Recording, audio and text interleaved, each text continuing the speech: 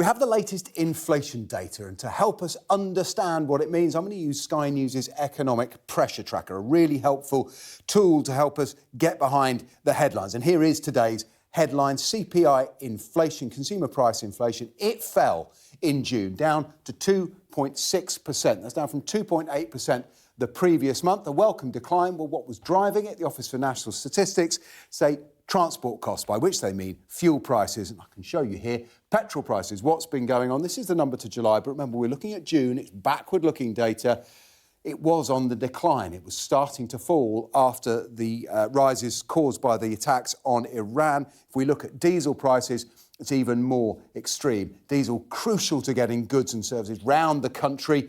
It was falling in June, and that helped drag prices down. There was another factor. Food inflation was on the decline too. Prices not rising so fast. This data from the British Retail Consortium tells us that 2.43% in June. Prices not rising so fast. Let's go back to the fuel question. We can look at what is behind those fuel prices by looking at this energy commodity data, and crude oil is the really important thing here. Look what happened after those attacks on Iran by the US and Israel.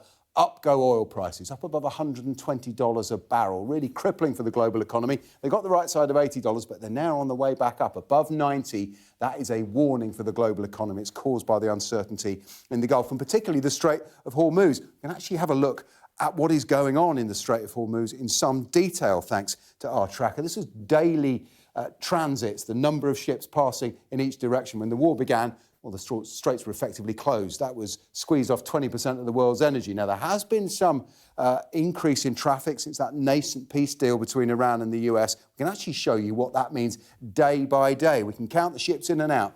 26 heading in, 35 out. Even more helpful, if we want to understand that oil price, what kind of ships are they? What are they carrying? And we see gas carriers here, gas prices, liquid gas. That makes a big difference to energy prices here, but crude oil is the thing we're interested in. This is the week-on-week change. See, there's been a big decline in the last week. If we can get crude oil tankers passing at pre-war levels, that oil price might come down.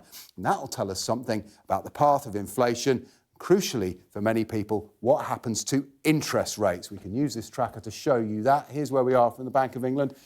Rates were going down, down, down. The war began. They've been on hold. Expectations are they'll stay there at the bank's next meeting. But come the autumn, if this picture continues, we might be looking at a rate rise. We were to stay on top of that and so much else in the global economy with our economic pressure tracker. Find it on our app, find it on our website.